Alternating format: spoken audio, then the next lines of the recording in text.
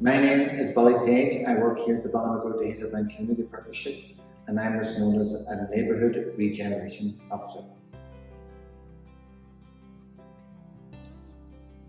I first moved into the Neighbourhood area in 1987, and that was into a top flat. I was married in 88, and after that we had a child. So at that time, children weren't allowed in top flats, so we got a 3-bedroom then in Sheehan Park. So I was a tenant for nearly 30 years within this area here in Neighbourhood. I'm one of the advocates for the housing sector and have been for quite a while.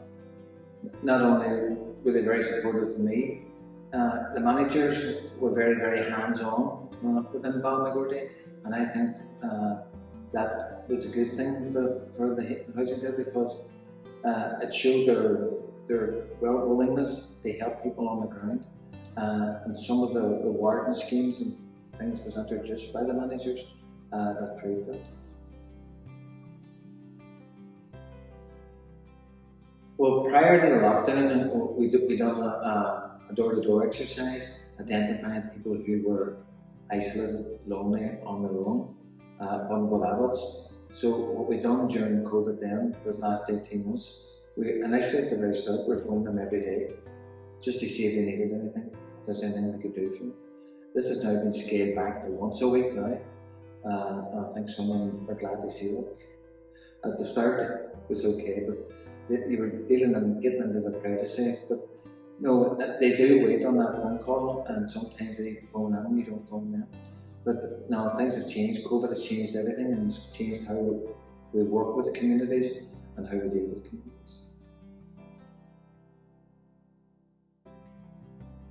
The need was massive, especially for food parcels.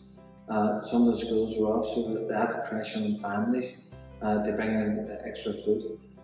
We also dealt with electricity and gas issues and some oil issues.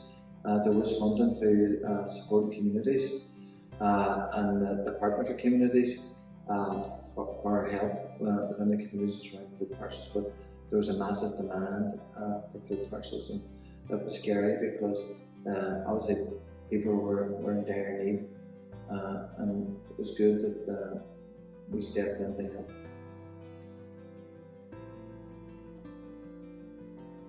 I've always had a very close working relationship, and it was even through the warden schemes. I was a great supporter of the warden schemes because it brought the housing executive onto the streets.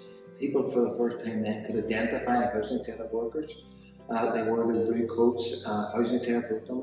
And I think when people can identify a named worker and know who he is and know what organisation he's from, it's only good for that organisation. Well, I think these have become very community approach. At the moment, we're doing a community initiative with the GP medical practice and social services.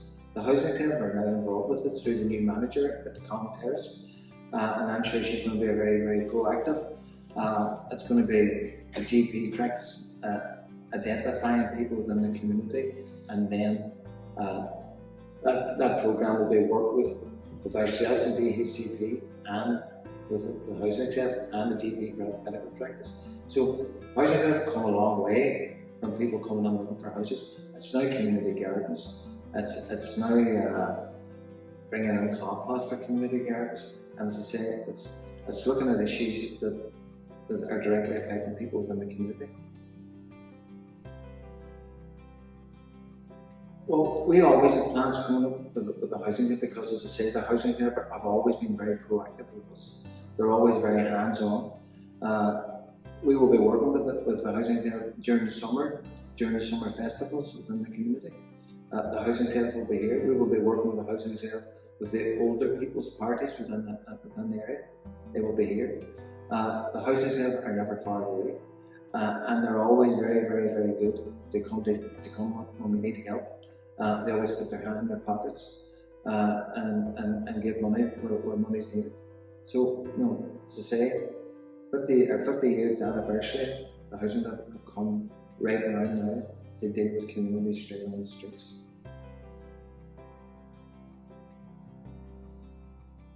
At the moment, this is our 40th anniversary. The housing unit have been at the forefront of helping us. They've also done the introduction to the anniversary booklet. They forwarded photographs and the first tenants agreements. So, 50 years on, they're still working with the housing tenants, or they're still there, and the housing tenants are still being provided. People have learned from their mistakes, and so have we. And the housing have learned from mistakes, because if the toolkit isn't working and the toolkit falls down, then it reflects on the housing sector and reflects on all the other organisations within it. But it was the housing kit that came up with the idea of the toolkit, because if road servers aren't doing a good job within this community, then they're being held to account by the housing kit, because that's staying on the agenda until that's fixed.